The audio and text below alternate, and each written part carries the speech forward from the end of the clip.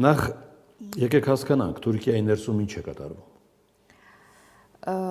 Ես կասեի ճգնաժամ է, տարբեր տնտեսական ճգնաժամին գումարվել է այս պահին նաև որոշ չափով քաղաքական ճգնաժամ, ինչու որոշ չափով, որովհետև իրադարձությունները դեռևս գտնվում են իշխանությունների վերահսկողության տակ, եւ այս պահին անգամ չկա էլ այնպիսի նախադրյալներ, որ մտածենք, որ իշխանության վերահսկողության տակից արդեն դուրս է գալիս։ Այս միլիոնանոց հանրահավաքներ են ոնց կասեմ։ Այո, միլիոնանոց հանրահավաքներ են։ Դե տեսեք, Հանրապետական ժողովրդական կուսակցությունը ինքը ինստիտուցիոնալ կուսակցություն է։ Ունի իր ինստիտուցիոնալ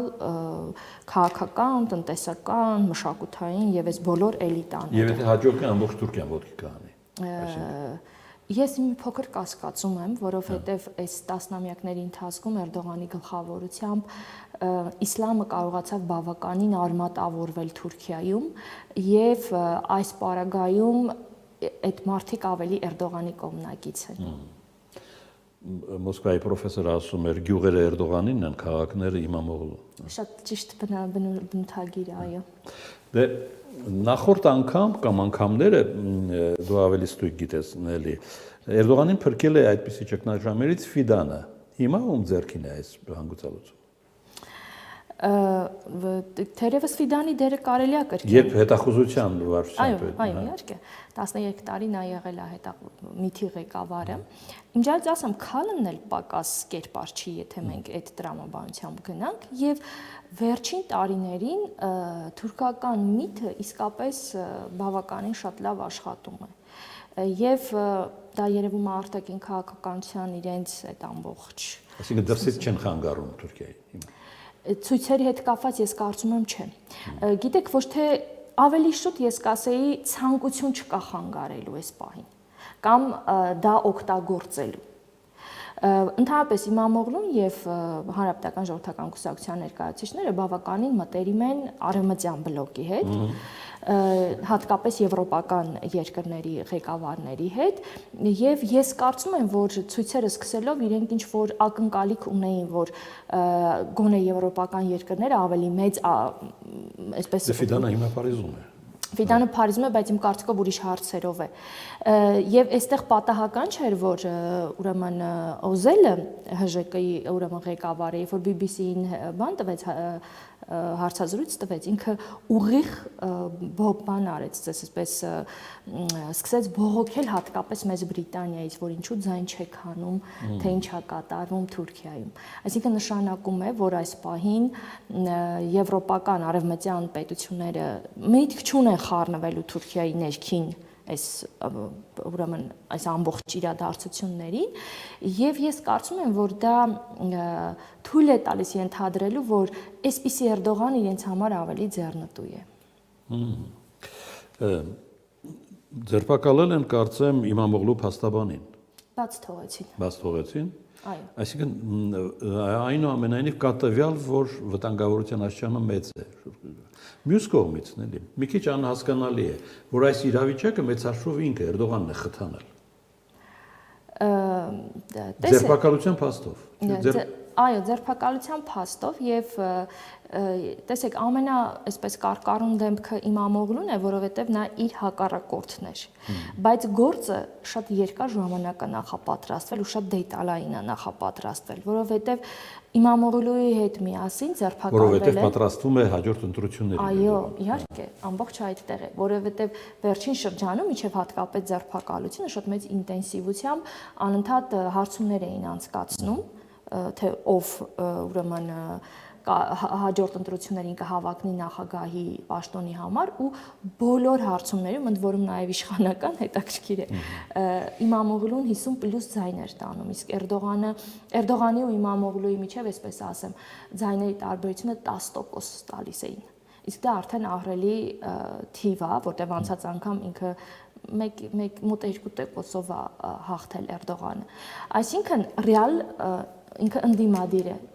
եւ ձերբակալեցին։ Նրա հետ ձերբակալեցին ըստ էության նրա ամբողջ շրջապատին, 100-ից ավել մարդու։ Եվ հաջորդ միջև այսօր անգամ այսօրվա դրությամբ այսինքն այն ինչ որ անում էին Գյուլենի հետ։ չէ։ Մեծ հաշվով այո, այնինչ արվեց Գյուլենի հետ, գյուլենականների հետ, նույն բանը դե նրանց մասշտաբը ավելի մեծ էր, դրա համար ավելի մեծ այդ բոլորը տեղի ունեցավ։ Այստեղ մասշտաբը ավելի փոքր է։ Ինչու՞ այդ գյուլենականները Ադրբեջանում իրենց ավելի լավ են զգում։ Չեմ ոչ, չէ։ Այդ հեղաշրջման փորձից հետո 2016-ից հետո առաջինը Ադրբեջանը արձագանքեց, փակեց դպրոցները, նրանց վտարեց։ Ինչ այլուց ասեմ, ամենաշատ Էրդողանին այդ հարցում դիմադրեցին Ղրղըզստանն ու Ղազախստանը։ Հիմա Էրդողանը թակում է Եվրամիության դուռը նորից, հա։ Արդեն այս վերջին օրերի ինֆորմացիան եւ շփումները վկայում են մի բանի մասին, որ ինչ որ հույսեր է փայփայում Եվրամիություն մտնելու հետ, բայց շատերը կարծում են, որ դա հերթական, այսպես ասած, խաղն է, որը կավարտվի էլի զրոյական արդյունքով։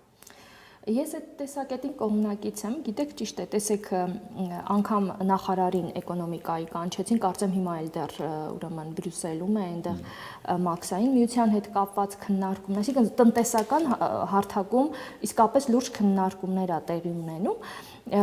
եւ ինչ որ համաձայնությունների ըստ էության կգան, բայց այն որ Ֆրանսիայի արտգործնախարարը ըստ էության ակնարկեց, որ Ֆրանսիան չի տալու համաձայնություն հենց Ֆիդանի հետ հանդիպմանը եւ բացի այդ Երևի գնացել էր հենց այդ համաձայնության հետևից։ Չէ, ես կարծում եմ ուրիշ խնդրով էր գնացել, հիմա կասեմ, ուրեմն ես կարծում եմ, որ դա կրկին հեռու է Թուրքիան այդ հարցերից եւ իրենք թե Ֆրանսիայում եւ թե եվրոպական մյուս հատվածները, հատկապես պարլամենտում սկսեցին խոսել այն մասին, որ եթե Թուրքիան ուզում է վերականգնի նախկին անգամ այսպես դերը որոշ չափով Եվրամիության գործընթացում, ուրեմն պետք է ազատ արձակի Սալահեդին Դեմիրթաշին, Օսման Քավալային եւ Էքրեմ Իմամօղլուին։ Իսկ ինչեւ ազատ չարձակեց մարդկանց, անիմաստ է խոսել ժողովրդավարական ինչ որ գործընթացներ։ Հիմա Եվրոպայի խորհրդի դիտորդներ են գալիս Թուրքիա։ Այո, իհարկե։ Ում նախաձեռնությունն է դա Եվրոպայի թե Թուրքիան է։ Գիտեք, տեղեկատվություն չկա, բայց չկա էլի բացառել, որ հենց Էրդողանի նախաձեռնությունը լինի, որ ցույց տա, որ իրանց մոտ ամեն ինչ նորմալ է, վերահսկողությունից դուրս չի։ Իսկ ինչ վերաբերում է Ֆիդանին, իմ կարծիքով Ֆիդանի այցը Ֆրանսիա ավելի շատ կապված է այն քննարկումների հետ, թե Եվրոպան ինչ անվտանգային նոր համակարգի այսպես սցենար կամ տեսլական է փորձում մշակել, որտեղ Թուրքիայի գերխնդիրն է այդ նոր համակարգի մասը կազմել։ Դե խոսվել է նաև հայ-ադրբեջանական օրակարգից։ Դե կարծում եմ